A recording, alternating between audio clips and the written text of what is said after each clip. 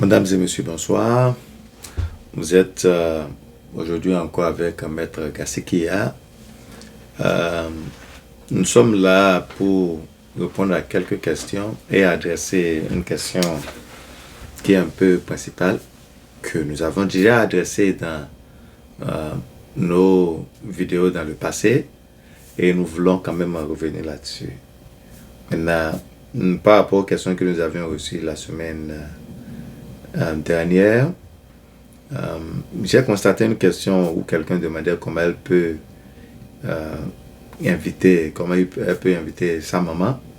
Je ne sais pas votre statut aux États-Unis, je ne connais rien de vous, je ne sais même pas si vous êtes qualifié à inviter votre maman. En général, pour inviter un parent, vous devez être légal vous-même, parce qu'on va demander à la personne qui elle va voir aux États-Unis et quel est le statut de la personne qu'elle va voir, quelle est la relation qu'elle a avec cette personne qu'elle va voir. Donc tout ça là va déterminer si vous êtes en mesure d'inviter votre maman ou pas. Maintenant, quelqu'un a demandé si il peut immigrer aux États-Unis, ou bien il peut immigrer aux États-Unis avec sa famille ayant une maison ici. Avoir une maison ici ne peut pas vous faire immigrer aux États-Unis.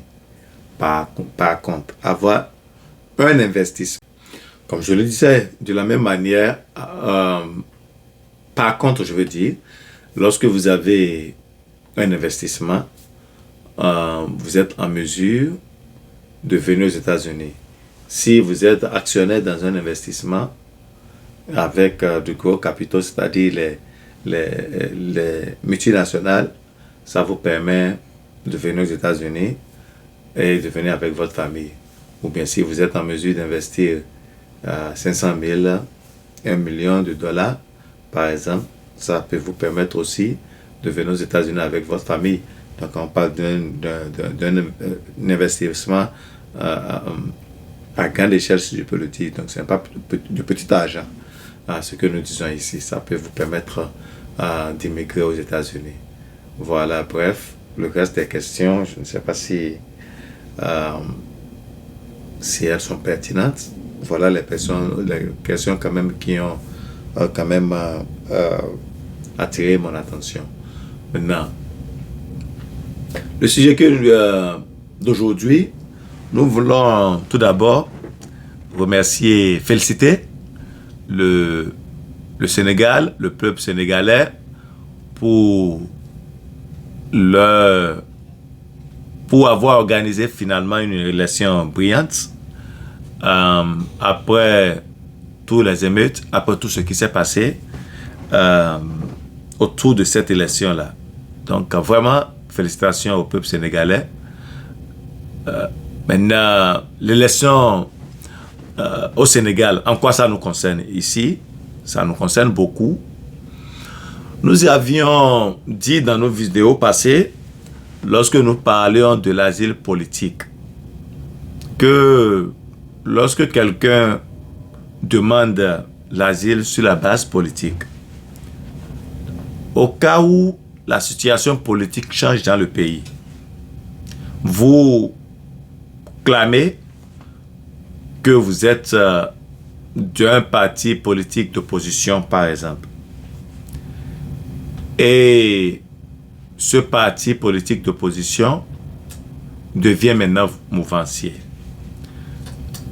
Ou bien, en un autre terme, ce parti prend le pouvoir. Vous avez dit que vous avez fui votre pays parce que vous êtes de l'opposition et que vous êtes persécuté pour cette raison-là. Maintenant, le parti auquel vous appartenez devient maintenant le parti au pouvoir. Lorsque votre dossier d'asile vient à terme, où on doit vous faire des interrogations et on vous dit, ok, dans votre histoire ici, nous avons regardé les conditions de votre pays, nous avons constaté que le régime que vous avez dit que vous fuyez, le régime n'est plus là. Et c'est même votre parti politique qui prend le pouvoir. Qu'est-ce que vous allez faire? Est-ce qu'on vous cherche toujours dans votre pays? N'est-il pas temps de retourner dans votre pays maintenant que c'est votre parti qui est au pouvoir?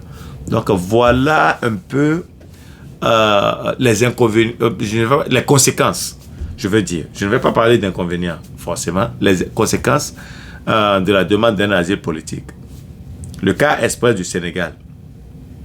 La plupart de nos clients qui demandent l'asile politique au Sénégal disent souvent qu'ils sont du PASTEF, je veux dire PASTEF, excusez-moi beaucoup, qui sont du PASTEF et que, bon, ils sont les supporters de Ousmane Sonko et que, voilà, Ousmane Sonko est mis en prison et que, qui le soutenaient, maintenant ont dû fuir parce que le gouvernement de Macky Sall est en train de les chercher. Maintenant, Macky Sall, si tout va bien, va quitter le pouvoir la semaine prochaine. Si Macky Sall quitte, Ousmane Sonko devient un faiseur de roi. C'est Ousmane Sonko qui a placé celui qui devient le futur président du Sénégal. Et pour tous ceux qui ont demandé l'asile sur cette base-là, quelle serait la suite? Quelle serait la suite au moment où votre interrogation, votre dernière interview va venir? Donc je vais nous laisser sur ces points d'interrogation jusqu'à nous revoir la prochaine. Merci beaucoup pour votre attention et à la prochaine.